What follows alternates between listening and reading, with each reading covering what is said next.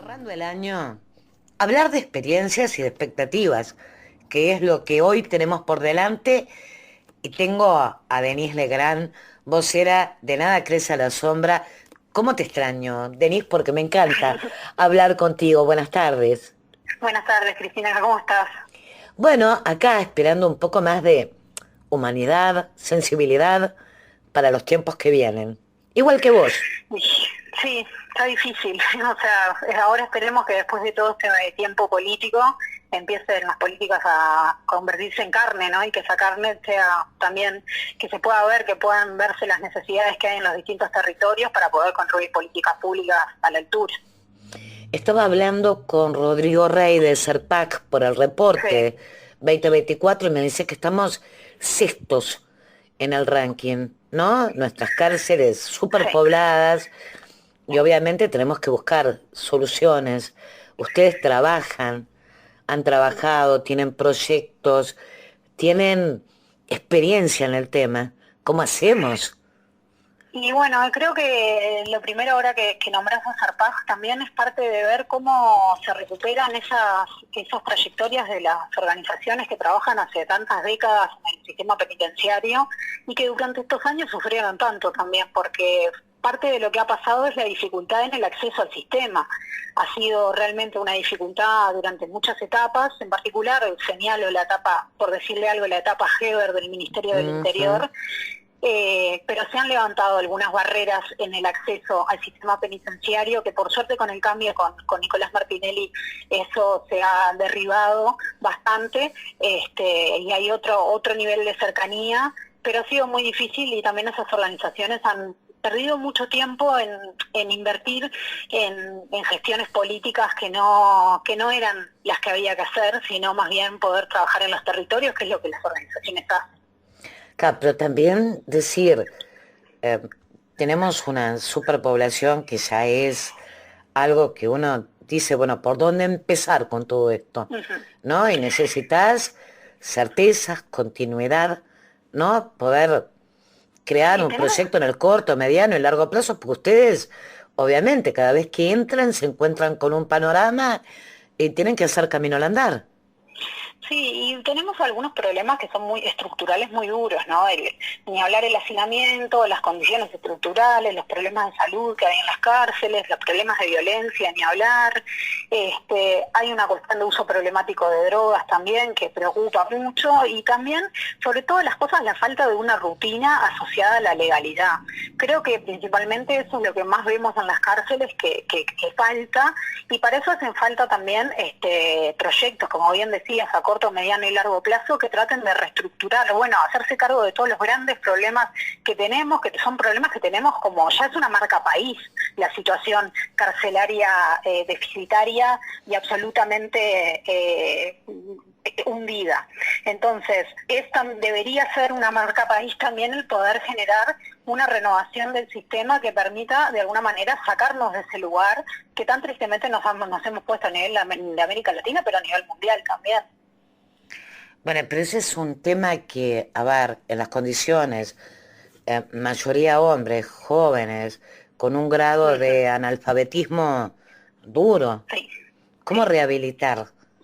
Y además Y están bueno, las condiciones dadas para rehabilitar. Ustedes entran a una cárcel. ¿Qué es lo primero que se encuentran?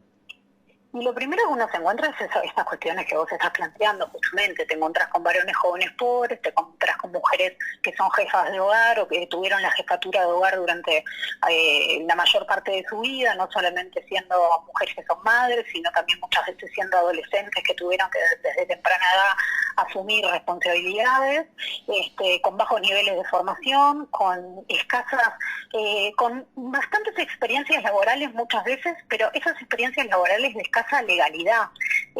Personas que se han construido sus trayectorias vitales en la precariedad, que difícilmente han podido acceder a un sistema que los integre. Y bueno, esa es la gente que está en la cárcel, eso es lo primero que te encontrás. Después te encontrás muchas veces con un sistema muy ruin a nivel político que se ocupa poco de esas personas que están viviendo bajo la tutela del Estado. y se ocupa más de otras cosas, se ocupa más de estar, por ejemplo, peleando con organizaciones sociales, de estar en algún lugar que no son los que suman realmente. Entonces, también ahí creo que es una oportunidad en la que viene, o sea, que el sistema político nos pueda demostrar que puede haber una unión en ciertos temas y que pueden haber consensos, porque creo que los diagnósticos están todos más que claros. Ahora hay que, de alguna manera, salir adelante con, bueno, qué es lo que nos encontramos en la cárcel, más o menos podemos saberlo. Ahora, ¿cómo hacemos para cambiar eso que sucede en las cárceles? Creo que es el desafío que tienen en conjunto los partidos políticos de cara al futuro. Estaría bueno que escucharan, ¿no? Porque la mano que les vienen a dar las organizaciones sociales, obviamente son muy importantes en el campo de batalla. Sí, también la academia ha estudiado mucho. Bueno, hoy se presentó el libro blanco de la reforma penitenciaria que le hizo Ana Viña, que es una académica muy capaz, que hace muchísimos años que estudia el sistema penitenciario, que tiene muchísimo para dar en estos temas.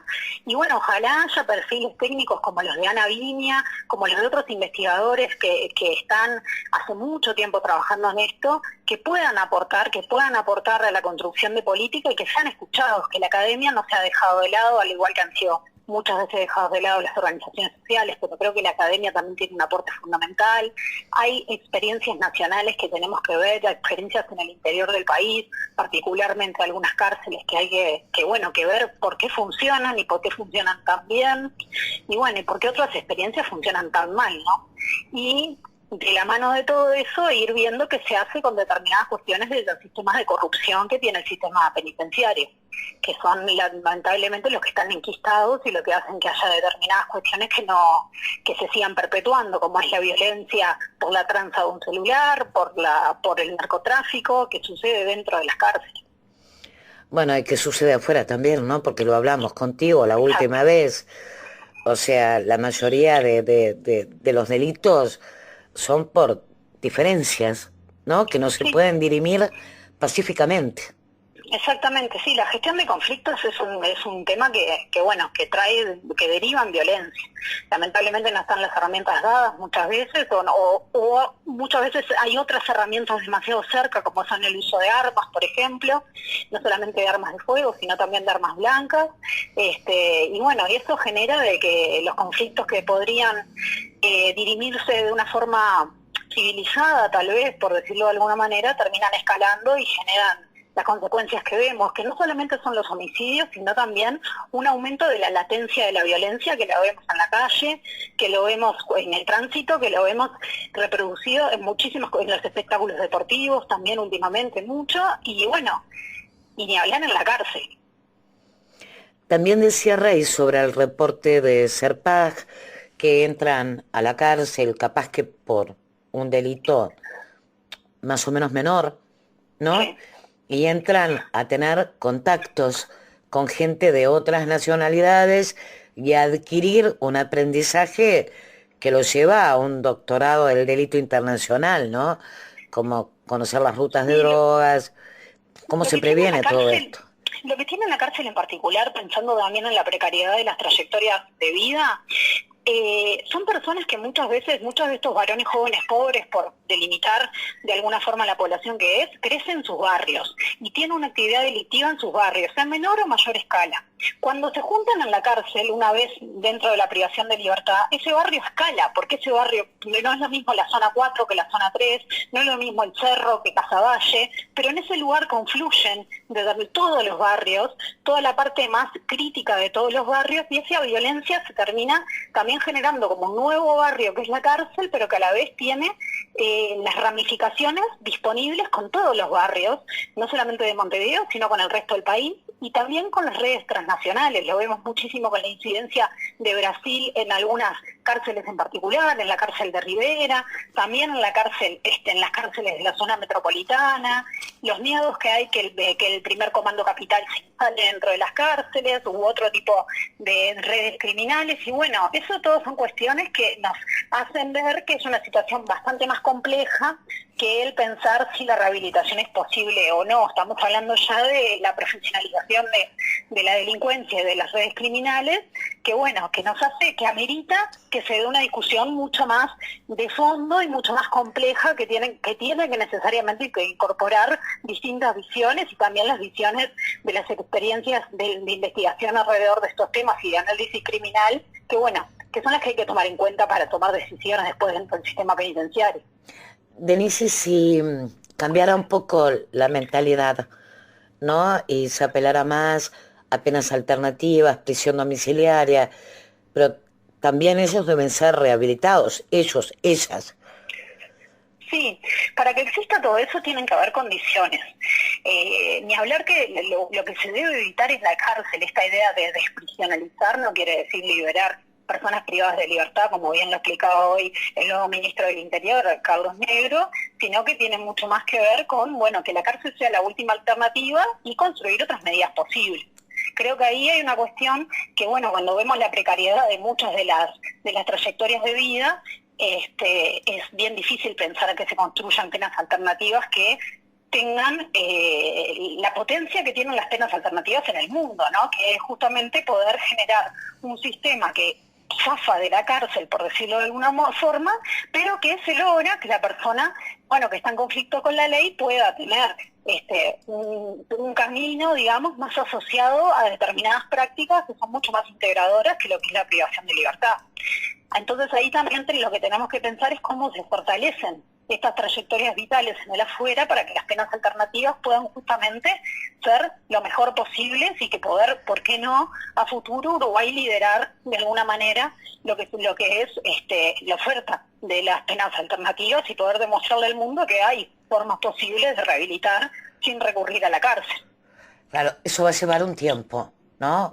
Un Sí. tiempo, un trabajo, o sea, Una mucho, porque lo que tenés que interinstitucionalidad, evitar una decisión también política. es que reincidan. Exactamente, sí, la reincidencia en Uruguay es muy alta, y no solamente la cuestión de la reincidencia tiene que ver con que las personas vuelvan a cometer el delito, sino que sigan vinculadas a estas redes, a estas vidas, son recirculantes, a estas vidas que circulan por determinados lugares, por la cárcel, por el delito, por las redes criminales. Entonces, bueno, ¿cómo se logra de alguna manera que se corten estas trayectorias que están sumidas en la ilegalidad? Y para eso hay que ofrecer legalidad. El sistema tiene que lograr llegar a estas personas. Y no solamente llegar a través de la coerción. Ahí hay un desafío bien interesante que, bueno, que tiene que haber un acuerdo político para que pueda haber políticas que efectivamente, de alguna manera, pongan en jaque este sistema criminal que tanto seduce y que tanto acapara más que nada a las juventudes, ¿no? Bueno, y a las no tan juventudes, porque la población recirculante ya tiene otras ciudades dentro de la cárcel. Bueno, evitar que la juventud ingrese a la cárcel.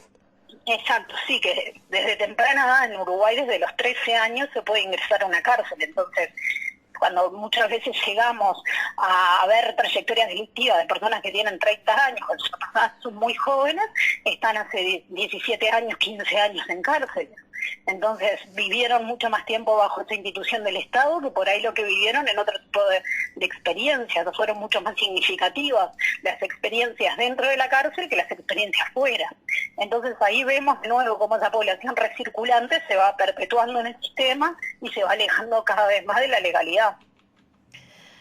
Vaya problemón que tenemos por ahí, ¿no? Sí, sí. Ahora, mucho más complejo. Mucho más complejo. Uh-huh. ¿Qué te pareció la designación de Negro, de Gabriela Valverde, la posibilidad de un Ministerio de Justicia, seguramente después del presupuesto, ¿no?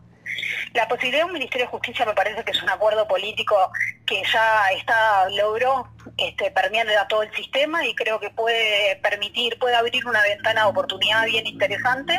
Hay que fijarse de no repetir burocracias ni repetir determinadas cuestiones o determinadas prácticas que sean como pasa con el INISA, que se le cambia el nombre al sistema penal adolescente y sigue siendo lo mismo. Bueno, esperemos que con un Ministerio de Justicia haya además una inyección de esfuerzo hacia otras cosas que hagan que que valga la pena. Y las designaciones me parecieron súper interesantes. La verdad que me sorprendió la designación de Negro. Negro es un excelente técnico, nadie puede poner en duda su carrera, que ha sido muy buena y muy interesante, muy respetada. Es una persona que creo que puede llevar consensos y creo que además puede ser una transición bien amigable con Martinelli. Y además también lo que tiene Negro en particular, que es un ministerio que es sumamente político, se pone a una persona que obviamente tiene mucha capacidad política, si no, no llega a donde llega, pero además tiene un perfil técnico muy interesante.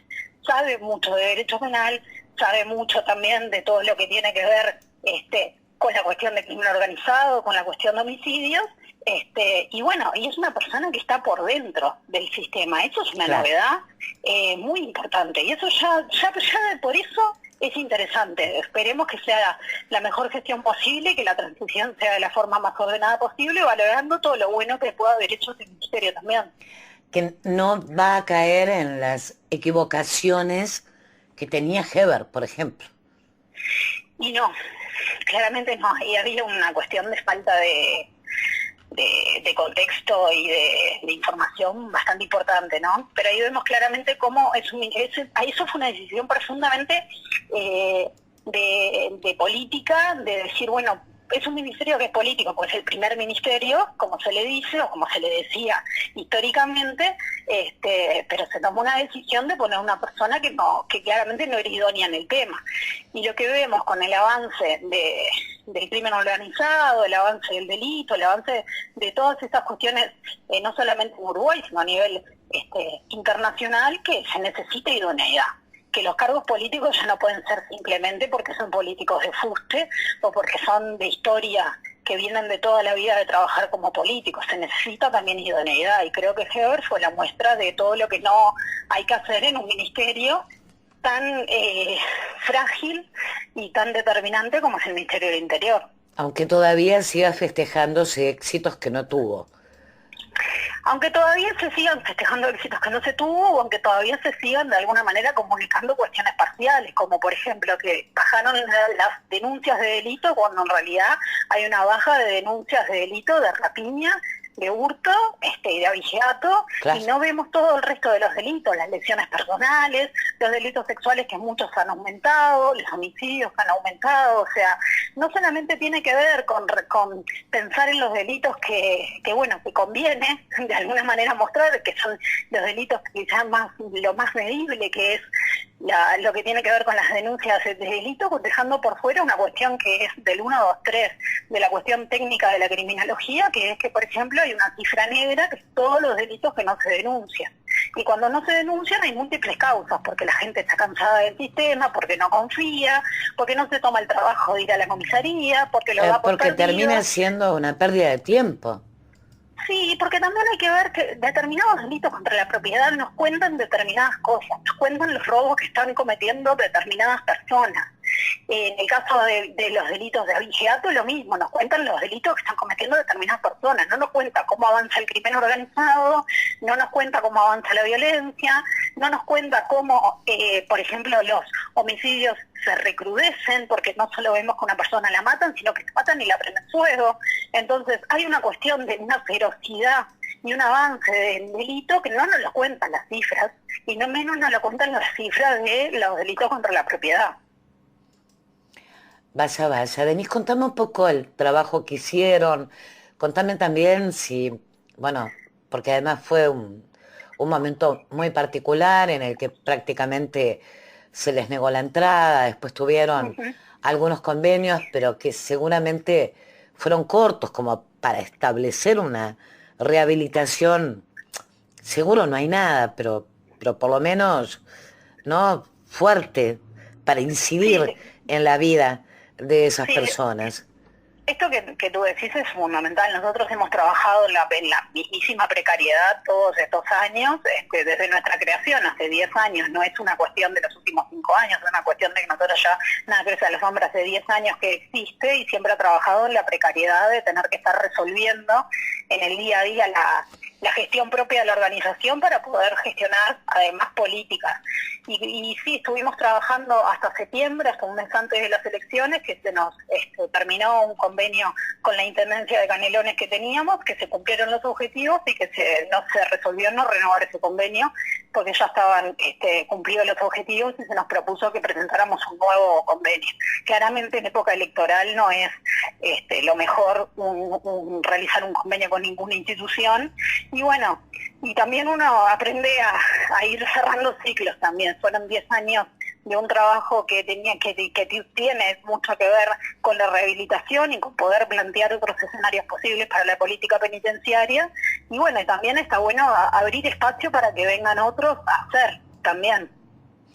Ahora, ¿qué pasa, Denis, con el grupo de personas que estaban trabajando? O sea, ¿cómo quedan ellos? Y ¿No? bueno, como todos los trabajadores que de un día para el otro pierden su trabajo. Sin seguro de paro, sin determinadas cuestiones que tienen que ver con los derechos laborales básicos, porque nosotros, por ejemplo, facturábamos a la Intendencia, entonces, nada, de un día para el otro te quedas sin uno de tus trabajos. Lo que le implica a cualquier familia eso. Ahí vemos también cómo lo difícil que es, o sea, para promover políticas de desistimiento del delito, todo lo que tiene que ver con las políticas laborales, ahí vemos también cómo cuando se contrata técnicos hay que también generar legalidad, porque después justamente cuando se trabaja con las personas privadas de libertad, las personas que están más cerca de la ilegalidad, hay que proponerles legalidad, hay que mostrarles que la legalidad es posible, y muchas veces la legalidad no es posible ni siquiera para los técnicos, porque se recurre a contratos precarios, se recurre a Claro. formas que no son las adecuadas, y bueno, eso es lo que termina sucediendo, que no se puede demostrar que hay otras formas de generar políticas laborales legales. Pero y para ellos también, para los privados de libertad, un buen día les dicen, bueno, hasta acá llegamos, no hay más.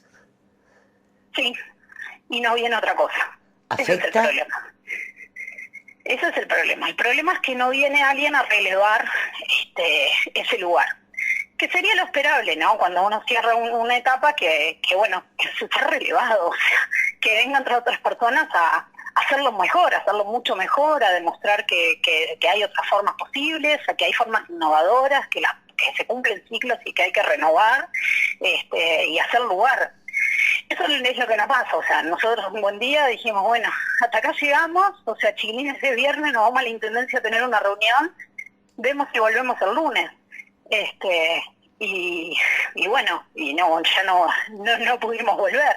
Entonces, esa cuestión de también de no poder generar determinadas transiciones hacia nuevas organizaciones que lleguen a ocupar esos espacios, habla también del poco lugar que le da el sistema político a todo esto. No, pero además supongo que a ustedes crear ese vínculo de confianza les debe llevar un tiempo.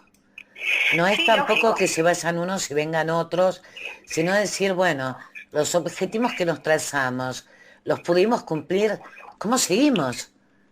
Lógico, y también que el sistema evalúe, ¿no? Que haya un sistema de evaluación que diga, bueno, esto vale la pena, esto no, porque también se está invirtiendo dineros públicos, que hay que ver si efectivamente el sistema político dice, bueno, sí, estas evaluaciones que son desarrolladas con un carácter serio y responsable nos demuestra que esta política de rehabilitación es una política financiable, es una política que genera procesos de desistimiento del delito, es una política que genera una reducción de la violencia dentro del sistema carcelario.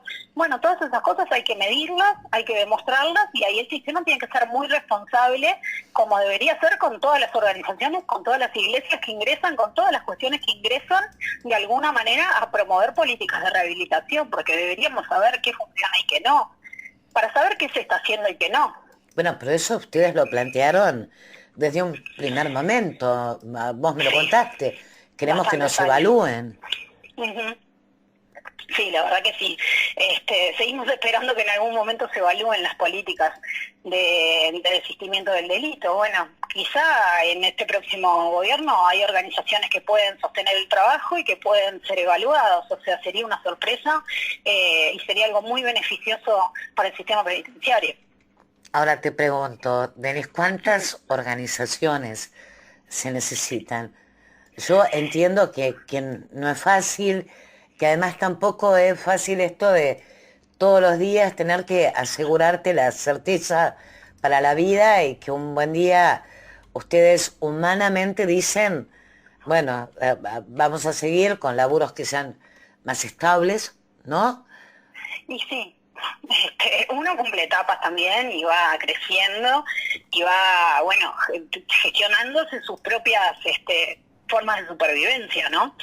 Y también va decidiendo, porque es una decisión trabajar en un entorno absolutamente violento. También uno puede por momentos decidir, bueno, se cumplen etapas, se cumplen también procesos que está bueno dejar espacio a otros, y bueno, si bien hay experiencias que son intransferibles, sin duda, también hay decisiones que en determinados momentos hay que tomar y que es sano tomarlas. Bueno, pero yo supongo que con la superpoblación que tenemos se van a necesitar muchos equipos. Se van a necesitar muchos técnicos, porque en realidad también eso es algo bien importante, que el Instituto Nacional de Rehabilitación, según Juan Miguel Petit, el comisionado parlamentario, tiene menos del 5% de profesionales, Claro. técnicos profesionales.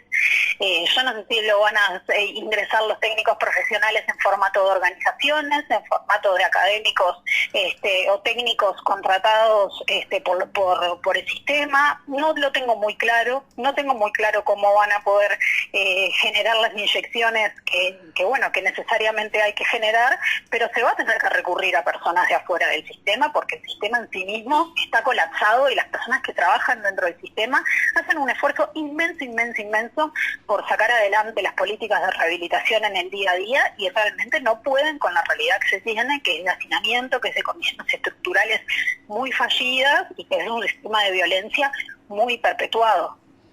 No, y además, después que te asís al tema, porque no debió ser fácil, ¿no? Y Convivir no, una mujer joven en ese ambiente. no es fácil, trae muchos desafíos aparejados, también son instancias de muchísimo crecimiento personal y profesional, que bueno, que obviamente son decisiones que se toman en determinados momentos, y que bueno, por eso muchos de nosotros hemos resuelto trabajar en estos ámbitos, y también construir desde estos ámbitos. Yo creo que es un ambiente que también genera muchas cosas buenas, genera muchos aprendizajes, y ahí por eso también nosotros siempre nos sorprende mucho la cantidad de entrevistas que nos piden desde liceos o desde carreras universitarias, tanto a nivel de grado como de posgrado, que hay un montón de personas que están resolviendo formarse en estos temas. Entonces hay que ir a buscar a esa gente, hay que ir a buscar a la gente que no está contaminada por el sistema, que viene con ideas nuevas y que viene con estas ganas de estudiar de este tema, porque son temas que hay que estudiar, así como nadie se sometería a una cirugía a corazón abierto con alguien que no haya estudiado cardiología. Bueno, claramente para ingresar a lo más difícil del sistema penal, que es el sistema penitenciario, bueno, algo hay que poder formarse, porque lo importante de la formación en criminología también es que nos demuestra que muchos de estos modelos ya se probaron en el mundo y ya fracasaron en el mundo. O sea, alcanza con estudiar historia de estas cuestiones para saber qué funciona y qué no, y para saber también que los diagnósticos están sobre representados. Entonces, bueno, hay que construir con personas que van teniendo experiencias en estos temas y que van formándose. Sí, justamente, ¿no? Ahí hay una escuela. Y sí, ahí es un lugar que se aprende muchísimo, y hay que dar también el lugar a la gente que ya trabaja hace muchísimos años en el sistema penitenciario, a los policías y los operadores penitenciarios, que tienen muchísimo para informar, muchísimo para aportar, muchísimo para construir, y que nadie le puede explicar a esa gente cómo funciona la cárcel, porque lo tienen clarísimo y lo saben más que nadie. Entonces, estamos yendo a buscar por ejemplo, a los funcionarios civiles, a los operadores penitenciarios, a los policías, que hacen guardias interminables, con condiciones sumamente precarias, a que cuenten, a que puedan generar las nuevas políticas. Yo creo que estamos bastante lejos de eso. Ujú. Entonces, si nosotros no vamos a buscar a los actores del territorio para que puedan de alguna manera aportar realidad, y nos vamos a quedar medio distantes de lo que es el ejercicio de una renovación del sistema penitenciario y una transformación. Denise, ¿hay algo que en este momento te motivaría para decir, bueno, le damos para adelante, acompañamos este nuevo tiempo? Mm, no sé, me motivaría que alguien me diga que hay una decisión política de cambiar el sistema penitenciario y de cambiar las prácticas que están enquistadas dentro de la institucionalidad del sistema penitenciario, en pos de la mejora de la calidad de vida de las personas privadas de libertad y en pos de la mejora de los niveles de criminalidad que hay en Uruguay. El tema es desde dónde construir. Yo he elegido particularmente, y todos mis compañeros de organización hemos elegido siempre construir desde la sociedad civil. Ese es el lugar que sigo eligiendo y ese es el lugar donde siento que es donde hay que aportar. Yo no encuentro, o sea, no veo mucho cómo la institucionalidad logra comunicarse a través de estos canales con las organizaciones sociales, entonces difícilmente veo que algo me pueda como interesar en este sentido, porque es un desafío que la propia institucionalidad se conecte de otra manera con las organizaciones sociales. Bueno, pero si lo miramos así, el presidente electo confió en ustedes, Sí, sí, sí, confió en nada crece a la sí. sombra. Sí, sí, a través de él firmamos un convenio de 2 años en el que pudimos desarrollar muchísimas tareas dentro de la unidad 7 de Canelones, y hubo una confianza muy importante que para nosotros fue determinante porque fue la primera vez que pudimos también decir, bueno, tenemos un presupuesto mensual en el que podemos trabajar y que podemos desarrollar nuestras tareas teniendo claro que de acá a 2 años tenemos una estabilidad. Eso fue muy interesante y fue gracias a la confianza del actual presidente, del próximo presidente de la República. Y seguramente también dio para el diálogo, para intercambiar, para ver cómo en un tema que lo preocupaba. Sí, sin duda, sin duda. Para él, parte de lo que le preocupaba muchísimo tenía que ver con las políticas de egreso y cómo las personas quedaban en situación de calle en Canelones luego de que son liberadas de la cárcel, porque son liberadas sin el dinero para el boleto muchas veces, sin nada, sin ropa, sin condiciones, sin políticas detrás. Y parte de lo que hicimos fue desarrollar una experiencia que fue bien interesante, que fue hacer los traslados de las personas que eran liberadas de la cárcel, las íbamos a buscar cuando eran liberadas de la cárcel y les llevábamos, coordinábamos todo lo que tenía que ver con la solución habitacional inmediata, si era una familia continente, si no tenían una familia continente a través de un refugio, que coordinamos muy bien con el Ministerio de Desarrollo Social, que ha generado también muchas políticas en cárceles en este periodo, y a través de eso hacíamos ese trabajo que tenía que ver con ir a buscar a la persona, trasladarla en un vehículo y llevarla al nuevo contacto con su familia y al nuevo contacto con la legalidad, que tenía que ver con volver a tener documentos, promover alguna oportunidad laboral, que tuvimos también la posibilidad de poder generar estos puentes con determinadas oportunidades laborales y sostener un poco el trabajo en el afuera. Pero eso es un desafío que fue a instancias de este convenio justamente. Bueno, yo pienso que no debe haber cambiado de idea, ahora tiene una misión mucho más importante que es todo el territorio nacional, no nada más que Canelones, y que, pueda haber una apertura para aquello que de alguna forma eliminaron, ¿no? Dejaron de, a veces para evitar la transparencia, porque pienso que fue por eso. Sí, yo creo que puede ser muy, muy interesante que se abran canales de comunicación con la sociedad civil en general para reconocer los trabajos que se han hecho desde las distintas organizaciones y analizar también cómo se pueden canalizar estas políticas que tienen muchísimos años en territorio, no solamente el trabajo de Nada Crece a la Sombra, sino muchísimas otras experiencias que también merecen tener un canal de comunicación para poder de alguna manera proyectar lo que puede ser un sistema penitenciario con futuro y no perpetuado en la violencia como tenemos actualmente. Bueno, por ahora te voy a decir buen descanso, buen final de año. Se está terminando este 2024 que fue un poquito pesado, ¿no? Sí, fue largo. Y en el cual tuvimos que remar en dulce de leche las dos. Y fue un año largo. Y alguna mochila todavía pesa. ¿no? Y bueno, reconozcámoslo, uno aguanta golpes hasta determinado momento, ¿no? Y después, Sí, lógico. como que cuesta. Pero Sí. yo le veo expectativas a esto, Denis, y me da que la próxima vez que nos reunamos Ujú. vamos a hablar de cosas buenas para adelante.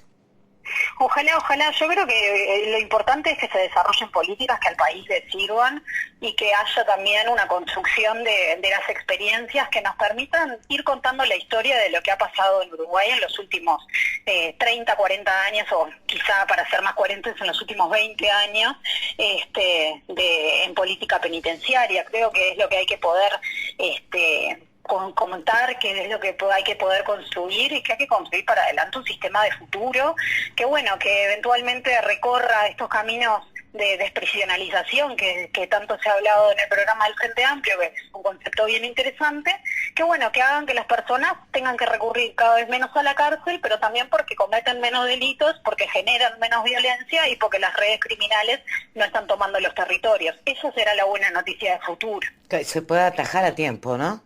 Siempre. Ojalá se esté a tiempo.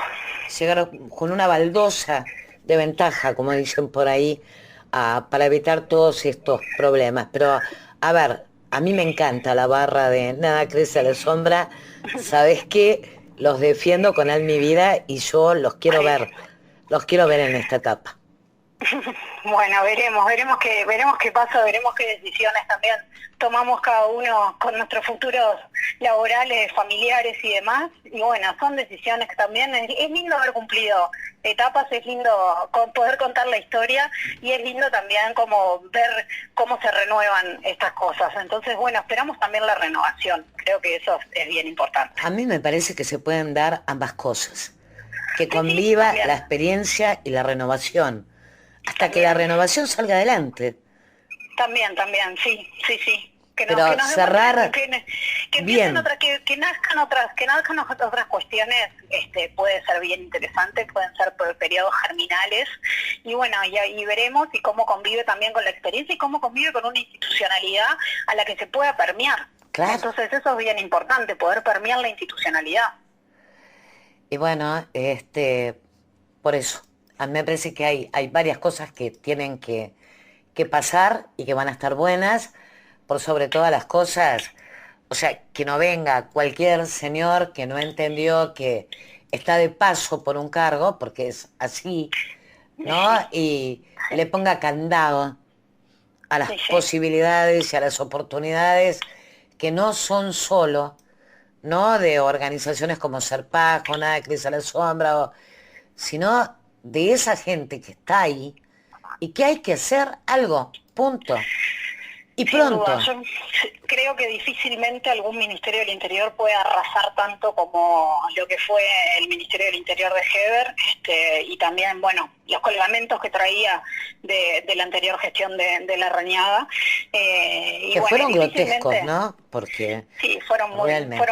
muy groseros, y bueno, yo creo que difícilmente se puede arrasar de esa manera. Entonces, creo que ahora solo puede haber construcción posible, como también lo hubiera habido si hubiera ganado el gobierno del Partido Nacional, porque hubiera venido otro ministerio que probablemente hubiera tomado lo mejor de este periodo, y lo mejor de este periodo sin duda fue el periodo Martinelli. Entonces, bueno, el periodo Martinelli es el que permite de alguna manera ver cómo se puede construir política de futuro y no política de pasado o política de perpetuidad de la violencia.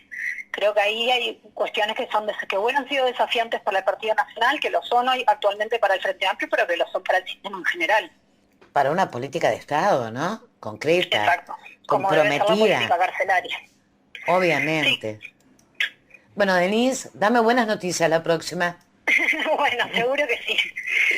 Un abrazo enorme y Abrazo bueno, grande. para toda la barra, además, que Muchas gracias y son buen fin de gente año. que realmente ha puesto muchísimo amor en una tarea muy dura, a la que muchos de nosotros le damos vuelta a la cara y por eso pasa lo que pasa.